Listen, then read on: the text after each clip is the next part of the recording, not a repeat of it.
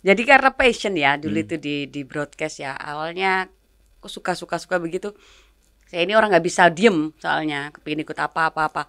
Lalu kemudian ikutlah lomba-lomba zaman Ya, masih dulu sekolah pernah itu. menang lomba kan ya? Yes, saya menang lomba juara berita di RRI, juara 2 waktu masih muda gitu. Bedanya dikit, kita dulu kan nggak ada namanya podcast.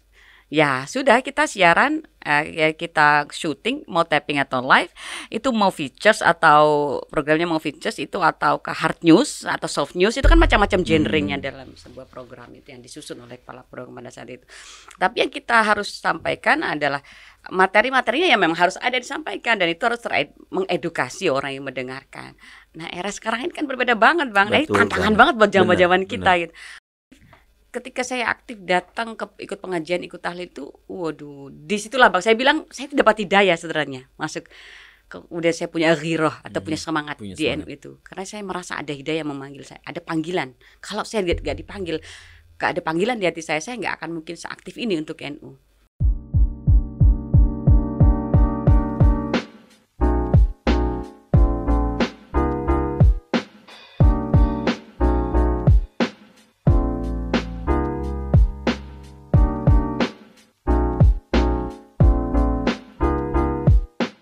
Ya sudah, silakan. Mau ngobrol apa kita dulu ngobrol kita? aja. Oke. Apa kabar? Alhamdulillah Mbak Novi? selalu luar biasa saya setiap hari. Saya apa kabar juga nih sama teman-teman Iya, halo, apa Victorian. kabar juga teman-teman kru dari Victorian Kru Podcast. dan Victorian Podcast. Dari Victorian Podcast dan multi talenta ya, sama di Victorian juga pasti bisa ngurusin podcastnya juga, ngedit-ngeditnya juga gitu. Sama memberi kredit title, kemudian memberikan running text-nya itu saya lihat kemarin, oh ada ininya, ada tulisannya, ada tag-nya Pak juga ya. Betul. Waduh, keren ini. Kita Jadi juga multi-talenta. ngucapin nih selamat Lebaran, masih bulan Syawal kan ya. Yang di mana ada kamera kesana dari Sama-sama situ. saling punya kamera. Ya. Selamat Lebaran buat teman-teman Selamat Victorian Lebaran, kan ya. selamat merayakan Hari Raya Idul Fitri, dan selamat Lebaran sepertinya agak terlambat, tetapi di masih Syawal. Mohon maaf lahir dan batin dari saya, Novi Rosita. Asik. Oke. Wah, kelihatan masih sisa engkornya nih. Ekornya ya, bukan anchor Anchor ya. Host dulu. Perkenalkan, sekarang Mbak Novi aktivis perempuan di Kota Malang. Iya, begitulah. Begitu kan ya. Tapi sebelum kita bicara ke aktivis, dulu adalah Mbak Novi adalah dulu host salah satu TV lokal di Malang. 2003, 2004. Makanya tadi ngucapin selamat Lebaran, saya harus mikirin diksi kata-katanya. Mbak Novi langsung lancar aja, selamat Lebaran. Saya dari Novi. Udah biasa ya, Mbak. Udah lama kayak gini lagi atau udah lama? Masih sih sebenarnya. Ya. Kasih sebenarnya.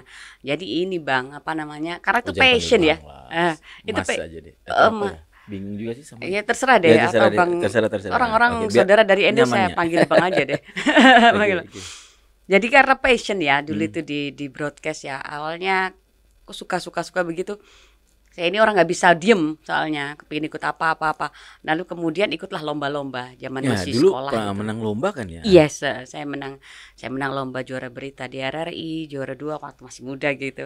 Juara Kemudian berita di RRI. Berarti juara apa tuh? baca berita Oh, di baca RRI berita ya? Kota Malang. Oke. Itu juara 2, kemudian dapat hadiah, seneng kan anak-anak muda zaman itu.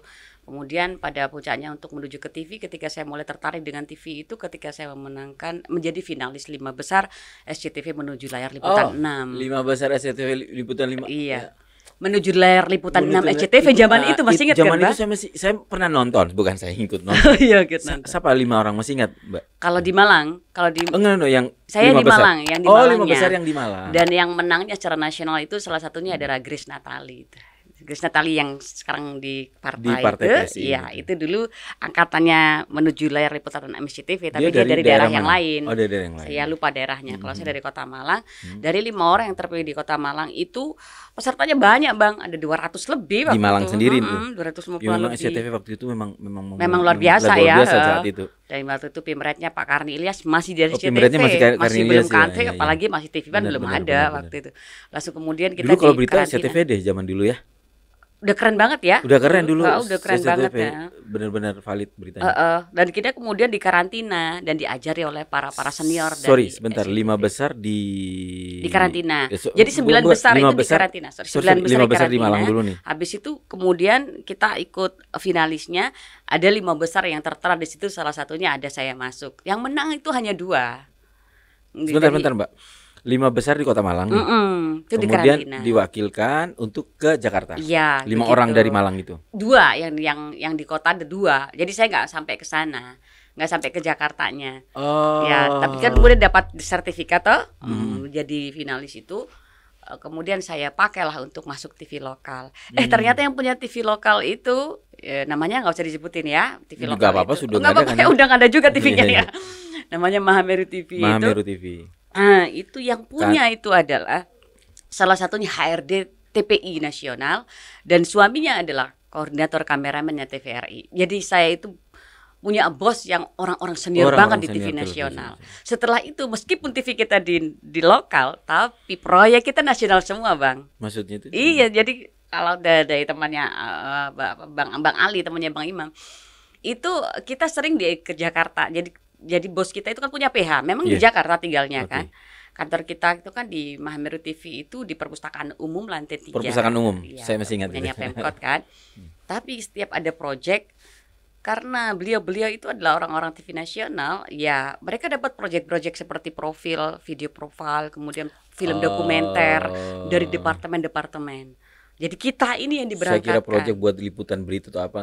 Lebih ke event-event PH. Iya, lebih PH itu gitu ya. PH itu dapat proyek dari departemen, kemudian membuat film dokumenter yang krunya adalah kita. Jadi kita diberangkatkan ke sana 4 orang, 3 orang gitu, 4 lah rata-rata itu dalam beberapa minggu kita lebih udah keliling. Kerja pribadi dong, bukan kerja Mahameru TV-nya. Iya dong, ya Mahamerunya ya pasti kerja gitu. Tapi kalau ada proyek yang nasional ya udah kita keliling Jawa Timur sampai Jawa Barat. Jadikan proyek Mahameru atau masuk proyek pribadi? TV nasional. Jadi garapan kita tuh masuk di TPI, TVRI gitu. TPI masih ada ya. Banyak pengalaman waktu itu ya. Banyak banget pengalamannya. Terus akhirnya kenapa bisa sampai apa, karena memang persaingan bisnis di Mahameru TV sekarang jadi? Iya, sepertinya kalau dulu saya keluar karena merit ya. Saya merit. merit. Saya merit, kemudian saya pingin punya baby gitu ya. Kalau kerjanya kencang terus kayak gitu, mobilitasnya di broadcast itu kan luar biasa. Wah, saya nggak bisa punya anak. Karena kan kalau gini jadi saya harus keluar. Tapi suami saya itu masih di sana yang dulu. Nah, kemudian kalau bicara passion, tapi sorry, selama di Mahameru TV sebagai apa? Semua saya diambil. Awalnya saya sebagai presenter. Ngelamar itu kemudian langsung diterima jadi presenternya news. Jadi presenternya berita. Jadi berita juga presenternya talk show juga. Kemudian ketika masuk situ ternyata menjadi koordinator admin and traffic. Jadi sentral admin and traffic juga saya di sana. Jadi ngurusin apapun segala masuk yang keluar masuk di sana, trafficnya itu saya ngordinir semua.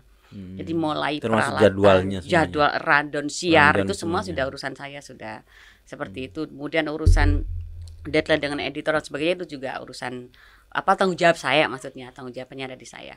Kemudian menjadi reporter presenter di situ banyak belajar, Bang. Ya mumpung kita punya bos yang orang nasional gitu kan. Dan kita banyak banget belajar dari ibu dan bapak itu, Bu Heni dan Pak Herman. Kalau Anda mendengarkan yang ada di Australia sekarang ya Bu ya, kita masih kontak-kontak kadang-kadang gitu. Mereka sekarang insya Allah di Australia nggak tahu udah balik ke Jakarta atau belum. Masih di dunia pertelevisian? Usaha? Oh tidak, punya usaha karena putra-putrinya sekolahnya di sana. Tapi dari beliau saya banyak sekali belajar bagaimana sih menjadi seorang host atau presenter yang meskipun kamu di Malang, di lokal, tapi kualitasmu harus nasional. Beliau selalu bilang seperti itu. Nada-nada ngomongnya masih kerasa ya? Iya, saya ikonnya, jargonnya itu news banget.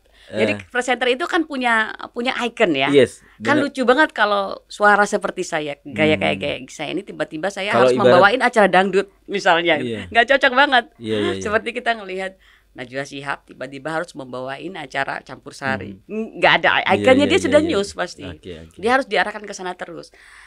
Timbre suaranya sudah di news gitu maksudnya. Iya, itu yang memilah adalah ya orang-orang yang program direkturnya di TV, terus orang-orang yang ya orang-orang program director kebanyakan. Mereka udah punya feeling kepala programnya terutama nggak bisa, kamu harus di sini, kamu harus di sini. Nggak mungkin dengan timbre suara saya atau dengan dialek saya seperti ini ya, harus pindah ke program yang lain kan lucu. Dan kemudian tidak hanya sebagai host atau presenter, saya juga sebagai dubber, narator, menjadi produser, akhirnya belajar menjadi produser, menjadi scriptwriter, kemudian menjadi belakang layar. Ternyata dunia belakang layar itu jauh lebih menyenangkan bagi orang-orang broadcast seperti kita. Kan nggak mungkin on screen terus, lama-lama kan tua jelek nggak bisa dilihat gitu kan. Kalau dulu masih muda, masih dengan make upnya, ada wardrobe-nya, ada make up by siapa, kita disponsori semua, itu masih menarik untuk dilihat. Tapi kalau sudah semakin berumur, ya tahu diri kan, waktunya regenerasi. Jadi kita harus mulai menciptakan orang-orang baru. Kita harus di belakang layar menciptakan orang baru dan mengikuti zaman era sekarang.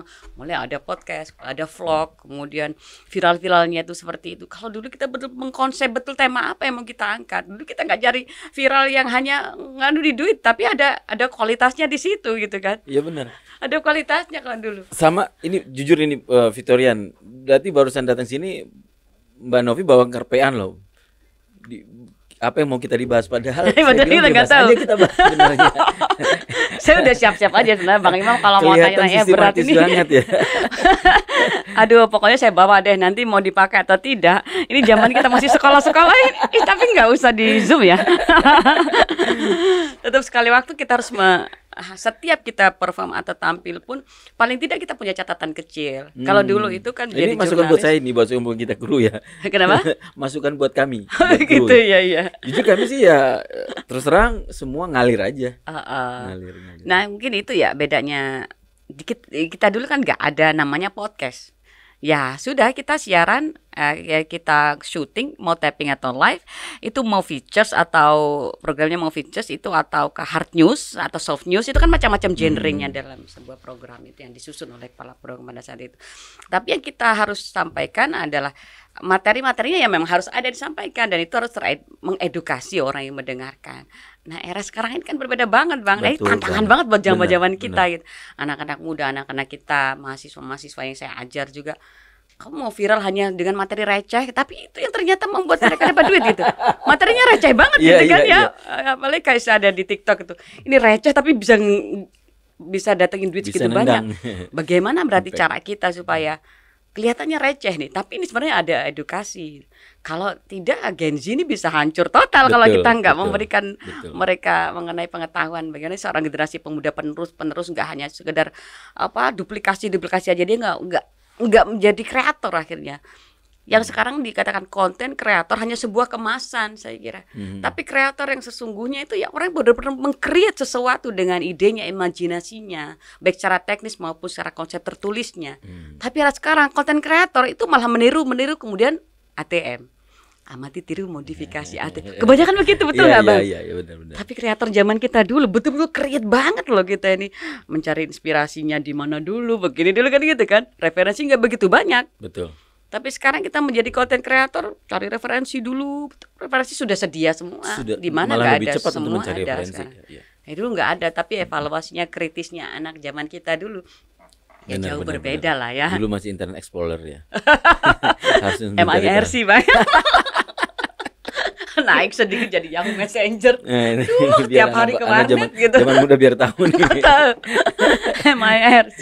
Tiap hari ke warnet hanya kepingin melihat emoticon kecil di Yahoo Messenger. Teman. Zaman dulu kalau ngedit video gimana tuh? Biar mereka tahu zaman dulu. Ya, kalau zaman dulu editornya ada di TV. Nggak pakai aplikasi apa? Zaman dulu apa ya, Bes? APK. Kalau sekarang APK gitu. Kalau secara teknis saya nggak terlalu paham ya. Tapi memang editornya ada. Anak-anak dari desain grafis. Anak desain grafis, jurusan desain grafis. Lama ya kalau ngedit ya. Iya. Tetapi kalau di TV kita nggak bisa bicara lama atau nggak bicara deadline. Betul. Gitu kan. Jadi misalnya ini nanti deadline mau tayang jam 2 jam 3 sore. Kemudian editornya ini editor kan kita banyak gitu ya. Editornya banyak. Dengan bahasa Jawa sih Mbak ngenteni inspirasi. Ya udah kita bilang, kamu dikejar deadline nunggu inspirasi. Inspirasimu baru besok datangnya. Dikejar orang, ini klien ini sudah mau pasang iklan di jam itu. Jam itu harus muncul. Ini masih kelas TV lokal. Kalau TV nasional kamu kayak gini sudah disikat robot kamu. Karena semua serba matic kan dulu. Kalau kita kan di TV Mameru itu memasukkan acara radionya itu kan manual, bisa di master control, baru setelah itu dijaga. Itu karena tergantung alat ya. Nah, saya kira TV lokal pada zaman itu sebenarnya luar biasa Bang, orang-orangnya, SDM-nya luar biasa. Tapi karena pada omsetnya memang tidak biaya produksi tinggi sekali. Biaya produksi tinggi, tapi pendapatan yang masuk kalah dengan radio, kalah dengan TV yang mohon maaf ya hanya running aja, tidak ada editan apapun di situ. Padahal tes sebuah tayangan itu juga ada dalam kemasan editan mereka gitu. Tetapi ada beberapa TV yang hanya relay aja. Relay, TV lokal yang aku perhatiin juga, yang tiap malam ngampilin dansa terus ya. Ada beberapa begitu, tapi tipe-tipe TV kita dulu itu tidak seperti itu. Kita sudah ala-ala Metro TV udah ala-ala sebelum Trans 7 ada itu ada TV 9. Sehingga ke TV 7 ya dulu ya, sebelum jadi Trans ya ada TV 7. Jadi ketika TV 7 itu bubar, kru-krunya TV 7 itu pada ngelamar di kita, pada ngelamar di Mahameru. Ya. Iya, karena mereka yang didengar di Jakarta itu TV lokal yang bagus ya di TV Mahameru itu. Jadi mereka yang bikin bumper acara nasional itu pada ngelamar di kita. Akhirnya ada beberapa teman dari TV 7 yang akhirnya nge-crew di kita. Itu dia produsernya mana. Bubar kan TV 7, kemudian di merger menjadi Trans pada saat itu. Mereka dengarnya hanya Mahameru TV pada saat itu ya. Atau sorry tapi saya nggak diskreditkan TV yang lain ya. Karena saya adalah alumni TV itu, maka saya menyebutnya TV itu. Tapi teman-teman yang lain yang di TV lokal Malang juga sama-sama hebat. Dan kita juga sering ketemu di lapangan kan. Kita ke mall liputan, acara buka bersama dengan wali kota, mesti kita akan ketemu. Tapi kalau di TV kita kan dulu reporter aja udah pakai make up gitu, pakai wardrobe. Wardrobe by Itang Yunas, make upnya by ini salon gitu kan. Sedangkan reporter yang udah gembel banget ya. Kok Mahameru bagus ya kalau reporter. Ya udah, kita memang performanya harus itu bagus itu ya. Istilahnya di zaman saat itu Mahameru sudah kekinian lah. Kekinian itu gitu. Bumpernya, kemasan editannya itu enggak terlepas dari semua para kepala program, kepala produksinya. Harus ada orang-orang. Dan pada akhirnya zaman sekarang kan TV juga sudah mengalami pergeseran ya. Iya, sekarang betul. sudah tidak lagi mainstream, sekarang sudah sekarang sudah banyak kali pintu untuk orang bisa tampil. Tapi terkadang banyak pintu itu banyak orang yang tidak memahami mengenai etika dalam jurnalis, etika sebagai performan, sehingga mereka sudah asal ngablak aja sehingga akhlaknya. Nah ini mungkin terpanggil gitu ya. Seperti sekarang ini Mbak Novi, seperti sekarang Mbak Novi punya keresahan kalau bisa saya bilang ya. Itu membuat mungkin yang tadinya berada di dunia televisi sekarang lebih ke aktivis perempuan. Iya. Jalannya gimana ceritanya? Jalannya atas hidayah Allah. Gimana? Iya. Jadi saya ini jadi cerita, kita sambil cerita toh. Kalau nanti durasinya kepanjangan silakan dipotong. Kalau saya ngomong panjang, memang panjang sekali Bang, nggak selesai nanti. Nah, ketika saya bergerak tiba-tiba ada di organisasi itu bukan saya yang minta sebenarnya. Dari kecil, dari muda emang saya aktif ya, orangnya nggak bisa diem gitu ya. Kemudian SMP aja di MTSN Malang 2 itu saya menjadi ketua 2 OSIS. Di Ban 1 Kota Malang saya sempat off, memang tidak boleh pada saat itu untuk aktif. Kuliah pun saya ikut UKM gitu. UKM yang saya ikuti UKM musik dan teater gitu. Dan saya nge-MC mulai SMA itu sudah mulai nge-MC. Sampai dengan kuliah di Universitas Negeri Malang itu saya di UM S1-nya itu saya udah banyak sekali jadwal-jadwal MC pada saat itu. Nah lalu udah MC panggilan ya? Udah MC bookingan. Ya enggak lah, acara mahasiswa itu kan mana enggak, ada. Saya kira yang di luar juga. Di luar juga. Kalau di luar ya ada lah. Tapi kalau ada acara kampus ya udah kita dibayar ikhlas saja kan ya. Rame-ramein kalau istilahnya di NU itu bisyarah lah. Kalau ada namanya juga bisyarah saya ikhlasnya. Kalau enggak ada ya udah dibayar thank you. Tapi itu kita seneng banget ya. Habis itu karena keluarga saya terutama ibu saya ini almarhum adalah aktivis perempuan terutama di NU. Beliau terakhir meninggal di posisi ketua muslimat anak cabang Klojen, jadi tingkat kecamatan. Jadi di organisasi NU kan memang ada tingkatan ya, mulai dengan pusatnya, PW-nya, Jawa Timur sampai kota, sampai MBC, sampai kemudian di bawahnya adalah ranting kan begitu. Ranting ya. Nah, saya tiap hari melihat almarhum ibu saya itu begitu bahagianya ngurusin muslimat. Jamaahnya luar biasa. Saya bicara satu kecamatan aja. Malang kan punya 5 kecamatan. Di wilayah Klojen saja itu apa namanya, anggota muslimat itu ada ribuan. Di tempat saya saja, di tempat saya tinggal di Ranting Kauman itu anggotanya 125. Kita bicara muslimat Iya, saja. iya. Di Klojen ada 33 ranting muslimat. Di Kauman apalagi pusatnya. Kauman 125. Kalau Pusatnya NU. satu ya kebanyakan NU sih, Kebanyakan. tapi ada sih kita bersanding dengan Muhammadiyah Oh, juga iya. ada aliran, tapi kita rukun gitu. Karena Iya. posisinya persis di belakang masjid besar ya. Besar Jami. Masjid Kota Malang, Alun-alun, Masjid ya. Besar Jami. Alhamdulillah kita rukun, nggak pernah ada masalah, mau Muhammadiyah mau apapun alirannya, nggak ada pernah konflik antara agama aliran sih kalau di situ sih. Lah kemudian ketika saya melihat setiap hari melihat ibu saya begitu, ibu saya meminta saya, kamu harus belajar berorganisasi, kata ibu saya. Dimasukkanlah saya di IPPNU namanya, Ikatan Ibnu. Putri-Putri. Yang kalau cowok kan IPNU, Oh, kalau iya, putrinya kan IPPNU. Saya dimasukkan situ, tapi karena saya masih muda banget, aduh kakek naturan gitu kan, sudah pakai celana nggak boleh gitu, dia harus begini gitu. Novi kayaknya beda sendiri gila, anti mainstream ceritanya. Anti mainstream, betul. Saya kepingin out of the box gitu. Kemudian, tapi ibu saya nggak memaksa. Ya sudahlah kalau kamu emang nggak mau. Waduh, seribet kan. Aku suka yang ikut teater aja, ikut suka musik aja gitu. Yang untuk organisasi itu nanti lah gampang. Udah kemudian saya berjalan di mana-mana. Nah, ketika ibu saya meninggal 2011. Disitulah titik saya kemudian aktifnya di organisasi. Di 2011 itu saya sempat tanya kepada ibu, masa besok saya harus ke muslimat? Karena saya orangnya seperti ini. Waktu ibu masih ada. Ibu masih ada, sudah sakit tapi Oh, sudah sudah, sakit. ya. Saya itu kayaknya nggak diterima oleh muslimah dengan cara busana saya, mungkin Musik atau dulu saya. suka rock ya? Hmm? Suka rock. Musik dulu. Genrenya rock. Saya nggak bisa nyanyi enak sih, lebih banyak Nggak, MC maksudnya aja. Iya, tapi lebih banyak Slow, bergaul slow. di anak-anak genre rock di musik. Semua sih. Enggak, mencari tahu aja kan. Tadi pertanyaannya, saya tidak bisa diterima oleh muslimat gitu maksudnya. Secara performa aja Iya, sebenarnya. karena performanya on the rock and the roll. Bajunya Rock. kalau masuk muslimah kan lebih banyak. Anda bicara rock musik atau rock baju di Ya rock musik otomatis ke penampilan juga tuh. Oh gitu. Enggak. Enggak. Kalau baju ya saya normal aja, maksudnya tidak ngerok banget yang kayak gitu. Normal, cuma pakai celana, pakai baju ketat kayak gitu. Masih kuliah sempat nggak berhijab gitu kan. Kuliah sempat gak berhijab lagi, rambutnya merah kayak gitu kan. Nah sedangkan Enggak geser-geser ke pang gitu ya. enggak. Cuman ya suka aja di Ingat gitu. kan tahun segitu kan zaman-zamannya ya. Zaman-zaman hampir kita sama, ya kan? Ya keren banget gitu ya, Iya gaul kan? banget ya Iya, pada saat itu ya. Pang terus musik-musiknya masih rock, penampilan juga kayak gitu-gitu kayak. Terus Tapi ibu- 2011 saya sudah dewasa toh, saya Oh sudah iya, menikah, sudah. saya sudah punya putri. Kemudian ibu cuman bilang, ya kalau kamu masuk muslimat ketika kamu siap saja. Kalau kamu nggak siap, kamu nggak usah masuk muslimat. Waktu itu Mbak Novi merasa tidak siap Masih belum secara siap, penampilan. karena saya tidak akan pernah merasa siap. Bagi saya NU itu begitu karismatik.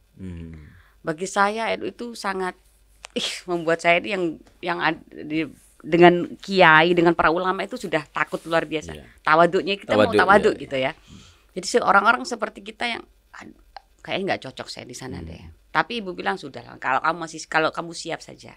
Ibu waktu itu Ketua muslimat, anak cabang Klojen. cabang Jadi, Klojen. Ibu sudah mulai muda, beliau mulai di Fatayat sampai dengan muslimat. Masih satu angkatan dengan almarhum Yai Hasyim Mujadi juga, satu angkatan dalam perjuangannya itu. Saya dulu masih kecil masih sering diajak ibu ke rumahnya almarhum Hasyim Mujadi juga. Karena satu perjuangan di organisasi ya. Tapi ketika ibu kemudian meninggal, tiba-tiba banyak teman-teman ibu, ayo nggak ada yang nerusin loh, Bu Fatih. Putra-putri ibu saya 7, meninggal 1. 7 saya anak terakhir, tapi berbeda bapak ya. Dengan satu bapak satu ibu hanya 2 orang. Dari 7 itu yang aktif di kepengurusan NU sampai sekarang sepertinya hanya saya. Gitu. Kalau yang lain mungkin kakak-kakak saya ya amaliyahnya NU, tapi tidak masuk dalam kepengurusan mereka hanya anggota. Nah ketika ibu tidak ada, sudah meninggal, tiba-tiba saya tergerak, ya udah saya mau ikut tahlil, saya ikut pengajian, saya ikut tadarusnya muslimat. Tiba-tiba aja, ya sudah siapa lagi yang mau nerusin, saya tetap ditinggal di tempat yang sama. Disitulah saya. Karena masih ada kegiatan-kegiatan yang selama sewaktu. Saya masih kerja full kan. Enggak ibu. Iya masih banyak karena kondisi masih ketika ada di pejabatan. Ibu wafat, kegiatannya Ya, Sudah terisi naik ke oleh wakilnya. Jadi wakil ketuanya kan naik menjadi ketua karena beliau meninggal berapa tidak lama setelah itu sekretarisnya juga meninggal, sekretaris muslimat. Jadi PH-nya, pengurus hariannya itu ketua dan sekretaris meninggal dalam waktu yang tidak lama. Tidak lama. Di Klojen itu kemarin fenomenanya begitu tragedi yang terjadi, musibah yang terjadi. Kemudian ketika saya aktif datang ikut pengajian, ikut tahlil itu, waduh, disitulah Bang saya bilang saya dapat hidayah sebenarnya masuk. Kemudian saya punya ghirah atau punya semangat di NU itu karena saya merasa ada hidayah yang memanggil saya, ada panggilan. Kalau saya gak dipanggil, gak ada panggilan di hati saya nggak akan mungkin seaktif ini untuk NU. Ginun saya di NU tidak ada bayarannya Bang, Ya, pasti. tidak ada. Tetapi kita senang sekali ngurusi umat. Ya khairun nas anfa'uhum linnas gitu kan. Orang sebaik-baik manusia ada yang bermanfaat untuk manusia lain menurut Gus Dur dan ulama yang lain seperti itu. Itu yang saya pikirkan, apalagi usia saya sekarang 40 lebih ya. Udah di atas 40, mau apa sih kita mau cari? Dulu mudanya udah selesai ya nakalnya gitu. Nakalnya udah selesai, apa-apa udah kita pernah coba. Kemudian apapun udah pernah, kita udah ngoyo banget atau yang keras banget cari duit. Udah coba semuanya. Oh ya? Apa coba yang belum? Nakal zaman dulu ya. Iya, nakal zaman dulu ya. Jangan beda loh. Zaman dulu masih baik loh ya, nggak kayak sekarang. Kita masih punya akhlak, masih ada etika sosial yang berjalan. Kalau karena memang di keluarga saya ya alhamdulillah religius ya. Jadi senakal-nakalnya saya insya Allah saya tidak meninggal sholatnya. Alhamdulillah. Wah, bagaimanapun dulu masih waktu sholat ya pasti sholat. Mau dimanapun saya gitu. Ya sudah biasa karena kebiasaan mulai kecil kayak gitu di rumah. Itu saya didik sampai sekarang ke anak-anak saya yang di pondok pesantren. Ada anak saya yang di pondoknya Yai Marzuki Mustamar di Sabilur Rasyad itu ada masih sekarang SMA di sekolah di Man 1, yang kecil di Min Malang 1. Saya kembali lagi ke sana tadi Bang ya. Tadi dari mana ya? Ya udah saya mulai aktif ya. Ikut tahlilan. Nah, ikut tahlilan kemudian dapat hidayah itu ya. Saya merasa kok enak banget ikut, hati itu tentrem banget. Lalu kita masih kerja full ya. Bagi saya kerja dunia itu dikerja nggak akan pernah selesai gitu Pak. Kerja duniawi kita cari pendapatan untuk kebutuhan hidup dari dunia itu nggak akan pernah selesai. Tetapi ada sesi periode di mana ketika kita mengejar masa keduniawian kita merasa kosong, merasa hampa. Ngaji sekedar ngaji. Oke lah, saya suka ngaji, saya suka membaca Quran. Tetapi kok kayak kosong ya, kayak kurang aja gitu. Kayak kosong, saya harus bagaimana? Disitulah saya mulai di NU itu seneng dari berawal dari tahlilan. Akhirnya ibu-ibu pengurus di sana, udahlah Bu Novi jadi pengurus juga, jadi masuk bidang dakwah. Waduh, saya ini bukan santri, saya nggak pernah mondok. Tapi saya ke sekolah di madrasah mulai kecil, Ibtidaiyah, Sanawiyah, Aliyah. Kepingin mondok sama ibu nggak boleh. Dulu kepingin mondok di Jombang, di Tebuireng. Sama ibu nggak boleh, nggak tega karena saya anak terakhir. Ya, tapi saya kalau sore masih ngaji di madrasah diniyah, ya masih diberikan bekal itu. Kalau di sana berarti di Jombang Pondok Putri Wali Songo. Kepinginnya dulu ke Tebuireng atau Tambak Beras dulunya. Kakak saya di Tebuireng soalnya. Pondok kakaknya, cewek. Oh ceweknya, ya dulu lulus MI itu kepingnya kesana banget, tapi ya nggak boleh gimana lagi. Ya, sehingga banyak ilmu yang saya tidak dapat seperti di pondok pesantren. Ya hanya ilmu syariat saja atau hukum-hukum dasar fikih, akidah, akhlak yang kita terima ya. Basarab dasar seperti itu saja. Dan berarti kita harus berguru terus, punya guru terus. Berarti kita harus punya guru. Dan mencari guru pun juga harus hati-hati di era sekarang. Tidak bisa kita hanya ngaji di Google, di YouTube gitu. Kemudian kalau tidak kita kobil tuh menjadi dikasih ijazah dari para yai juga nggak bisa, kita nggak biasa tidak langsung ketemu dengan para yainya langsung gitu. Gitu loh, dan aja sembarangan Edo ini orang Jombang dia. Oh gitu ya, baik basisnya pondok pesantren di situ. Saya sambil minum nggak apa ya? Iya ya. Nah, berarti nah kemudian ketika sudah awalnya dijadikan pengurus bidang dakwah, oke lah. Nggak tahu, saya tidak berani menolak ketika saya diminta. Bukan saya minta ya, bukan saya mau dong, tidak. Di NU tidak berlaku seperti itu buat saya, tapi mungkin ada beberapa orang pengurus yang lain yang memang ingin berada di posisi itu. Karena bagaimanapun saat ini Nahdlatul Ulama adalah organisasi terbesar gitu di Indonesia ya. Jadi ternyata di dalamnya bisa jadi banyak orang yang ingin mencari kepentingan sendiri, yang mencari untuk kepentingan dia sendiri atau untuk lompatan dalam sisi politik misalnya dari jabatan, monggo silahkan. NU terbuka untuk siapa saja. Tapi insya Allah kalau prinsip saya nama itunya ibadah di situ. Cari uang di tempat yang lain aja. Saya ambil barokahnya, saya mencari barokahnya di NU. Jadi dalam kepengurusan saya di NU itu insya Allah saya tidak pernah mencari untuk kepentingan pribadi, bahwa saya di sini saya cari barokah supaya dapat kemudahan di sisi kehidupan saya yang lain, mencari rezeki saya yang lain untuk anak-anak saya, keluarga saya. Ya insya Allah nama itu saya begitu. Dari pengurus bidang muslimat kemudian saya ditarik lagi menjadi direkomendasi lagi menjadi pengurus NU Care Lazisnu wilayah Klojen untuk MVC-nya. NU Care Lazisnu Klojen, lembaga zakat infak, sodakonya NU wilayah Klojen. Jadi di Ranting saya menjadi pengurus muslimat bidang dakwah, yang terbaru saya menjadi ketua Fatayat di Ranting. Itu pun juga ibu-ibu muslimat. Menggantikan ibu dong. Tidak, ibu yang cabang kan di atasnya. Ibu-ibu muslimat, saya Fatayat. Fatayatnya. Fatayat lebih muda, usia beda, rentangnya aja. Okay. Jadi kalau untuk perempuan di NU itu kan ada muslimat, ada Fatayat, ada IPPNU. Kan gitu. Kalau IPPNU sesuai pelajar usia, pelajar kalau mahasiswa. Fatayat ibu muda. Oh, batasan ada ibu maksimal. Muda ya? Iya, ibu muda. Kayak saya ini masih ibu muda terus sebenarnya.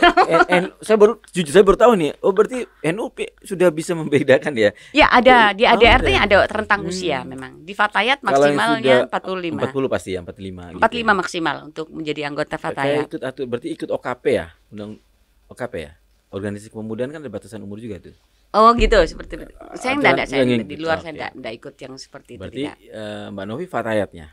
Fatayat. Masuk Fatayat juga masih baru. Saya duluan di muslimat sebenarnya. Karena di Ranting saya kebetulan tidak ada Fatayat kan. Sehingga pendirian Fatayat, penunjukan ketua Fatayat oleh muslimat langsung diberikan kepada saya. Padahal muslimat kalau di NU tadi di atas lebih lumur. Di 45 ke atas usianya udah masuk muslimat. Tapi di bawah itu masih Fatayat. Yang remaja anak-anak sekolah IPPNU masih. Ada rentang usianya. Tapi kemudian Mbak Novi sekarang di ketua Fatayat Ranting. Ketua Fatayat untuk Klojen. Ranting. Rantingnya berarti Kauman di bawah MBC. Ranting Kauman di bawah cabang Klojen. Di bawah anak cabang Klojen atau di bawah kecamatan Klojen. Kecamatan Klojen.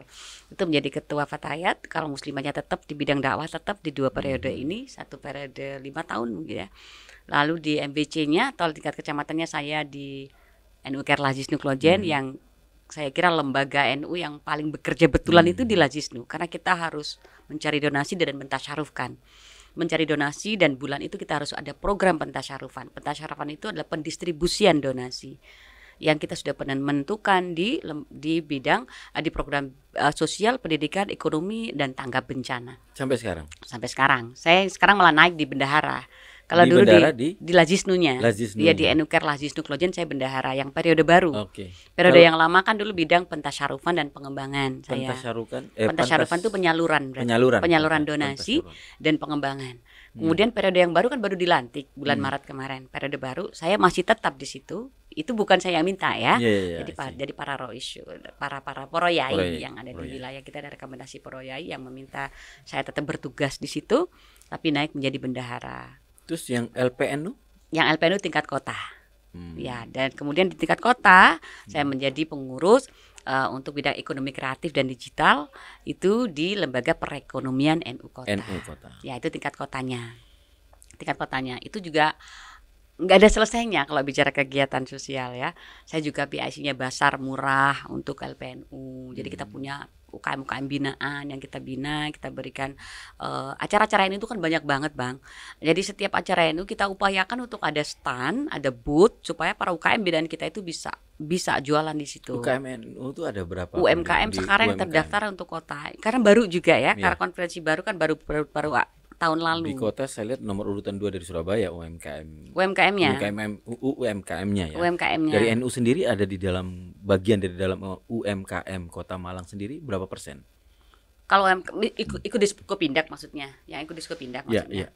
Oh emang ada yang di luar di Skopindak? Tidak, kita membentuk merangkul UMKM itu boleh dari siapa saja yang daftar di kita, dan kita melakukan pembinaan dan kemudian memberikan mereka acara-acara, kita kasih booth dan mereka kita upayakan tidak berbayar. Jadi mereka bayarnya itu bisyarah atau seikhlasnya mereka dari pendapatan mereka. NU ingin memberdayakan dan menolong ya memberikan manfaat buat orang lain. Gak mungkin kita mencari keuntungan di sana. Atau gini, mungkin banyak Victorian belum tahu bentuk konkret LPNU atau NU dalam hal hadir di tengah UMKM itu seperti apa, boleh tahu yang simple?